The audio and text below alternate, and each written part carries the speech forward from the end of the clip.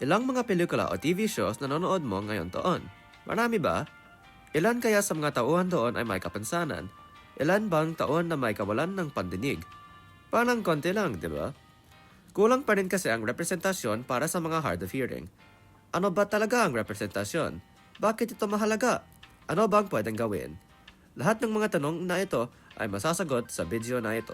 Ayon kay Jenny Kidd, sa pamamagitan lamang ng mag-isip ng kung paano at kung saan lumikha ang imahe namin sa mundo ay maaari nating maintindihan ng imahe na ito. Tumukoy niya sa halaga ng representasyon sa kasalukuyang lipunan. Ang representasyon sa media ay isang positibo at tiyak na ipaglalarawan at ipagbibigay pansin sa mga minoryang panggrupo sa media katulad ng TV, pelikula, video games o panitikan. Ilang halimbawa ng mahalagang representasyon ay ang representasyon ng mga ibang lahi, mga taong LGBTQIA+, o kaya mga taong may kapansanan.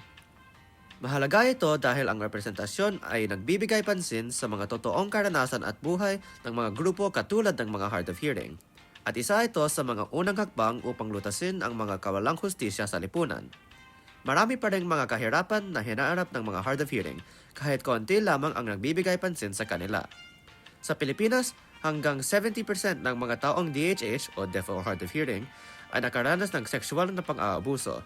Nahihirapan din ang mga taong DHH na mag-unawa ng mga babala sa malakas na ulan o baha at sa pag-access ng healthcare o ibang mahalagang serbisyo.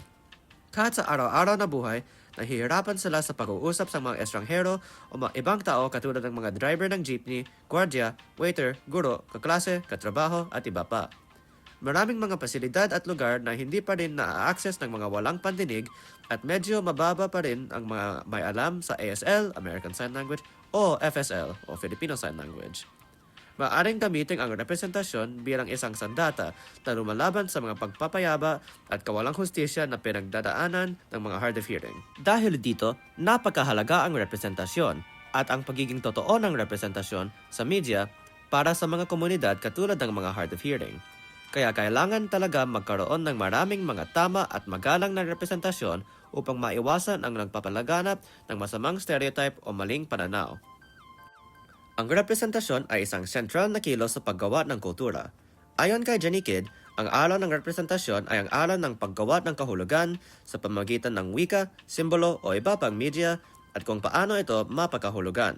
Dahil dito, ang representasyon at media ay may kapangyarihan na magpasya kung ano ang pamilyar at hindi pamilyar, kung ano ang natural at di natural o kaya pagbabanta, at kung sino ang kami at sila.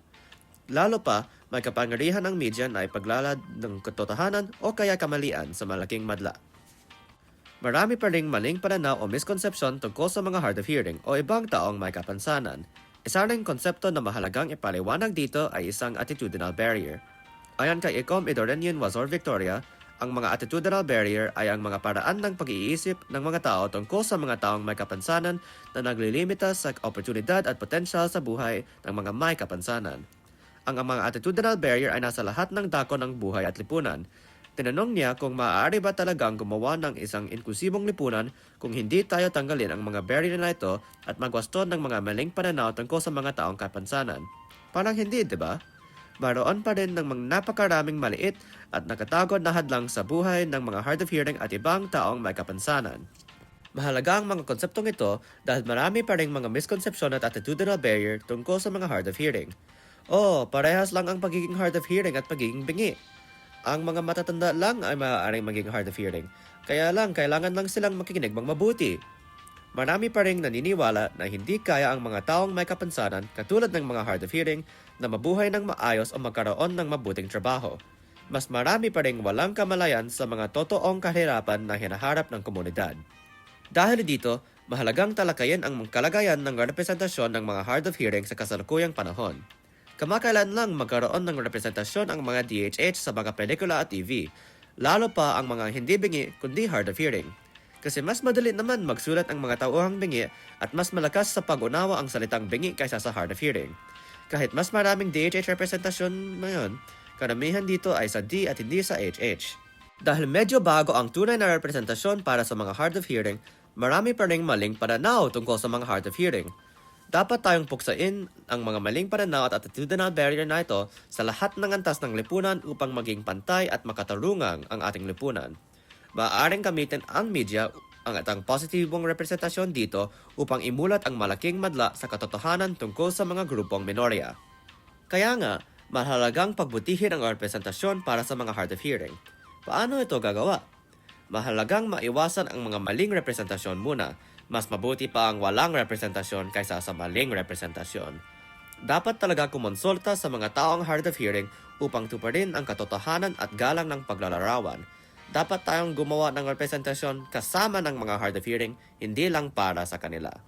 Lalo pa, kung totoo na ang representasyon, dapat tumaas ang mga positibong paglalarawan ng mga taong hard of hearing upang pag-normalize ang mga taong may kawalan ng pandinig. Kasama doon, dapat din lawakin ang pagkakaiba-iba ng mga karanasang bingi at hard of hearing upang imulat ang mga tao sa totoong buhay at eksperyensya ng mga grupong ito. So, ano ba maaari natin gawin? Bilang kolektibo at bilang individual, dapat tayong tagapagtaguyod para sa tumaas na representasyon para sa mga hard of hearing.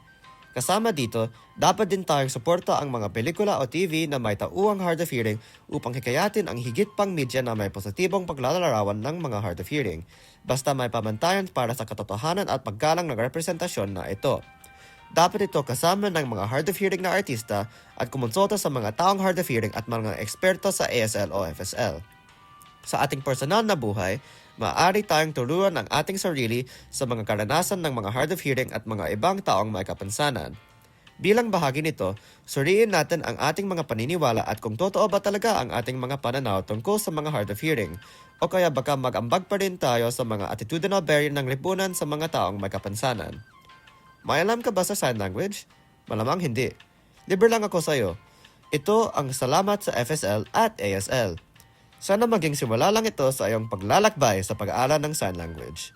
Tapos, maaari din tayong turuan ang ibang tao sa ating buhay tungkol sa mga totoong karanasan ng mga hard of hearing at itama sila kung magkaroon sila ng maling pananaw. Sana itinuro mo sa mga kaibigan mo paano magsalamat sa sign language. Sa huli, para sa mga taong DHH, huwag kayo pigilin ang iyong laban para sa katarungan at mga karapatan mo.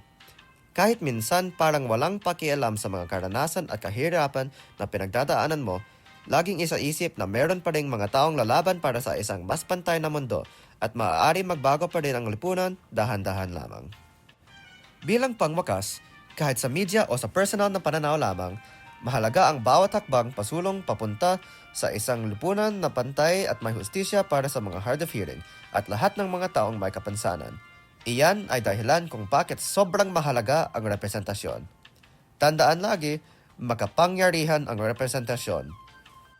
Kaya dapat lahat kayo mapanood ng bagong pelikula, Ang Lakbay ng Hard of Hearing, sa sinahan April 26.